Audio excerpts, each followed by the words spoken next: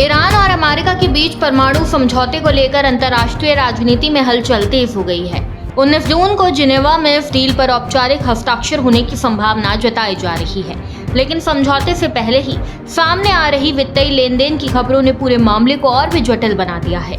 Media reports के मुताबिक दावा किया जा रहा है कि ईरान को इस डील पर साइन होने से पहले ही करीब 9 अरब डॉलर की राशि मिल चुकी है।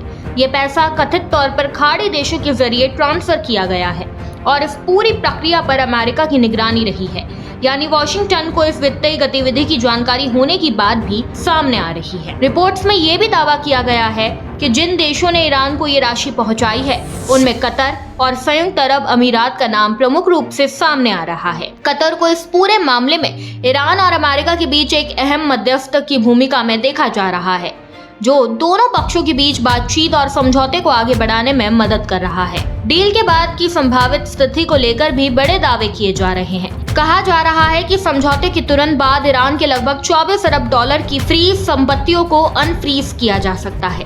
ये वही फंड है जिन्हें अमेरिका के दबाव या अंतर्राष्ट्रीय प्रतिबंधों के चलते अलग अलग देशों और बैंकों में रोक दिया गया था। जानकारी के अनुसार ईरान के ये जब्त पैसे केवल 1 या 2 देशों में नहीं, बल्कि अमेरिका, ब्रिटेन, कतर, तुर्की, दक्षिण कोरिया, चीन और भारत जैसे कई देशों में मौजूद है। इसके अलावा कुछ अंतर्राष्ट्रीय बैंकों में भी ईरान की बड़ी धनराशि फंसी हुई बताई जाती है। ईरान खुद दावा करता है कि उसकी कुल जब्त संपत्ति 120 अरब डॉलर तक हो सकती है। हालांकि इस आंकड़े की स्वतंत्र पुष्टि नहीं हुई है। इसी बीच संयुक्त अरब अमीरात को लेकर भी एक बड़ा दावा सामने आया है।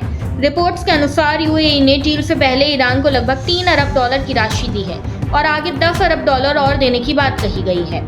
हालांकि यूएई ने इन दावों को सार्वजनिक रूप से खारिज किया है। इसके बावजूद इस रिपोर्ट ने राजनीतिक हलकों में नई बहस छेड़ दी है। इजरायली मीडिया का दावा है कि कतर ने ईरान के कुछ फंड्स को अनफ्रीज किया है और इसकी जानकारी व्हाइट हाउस तक को दी गई है।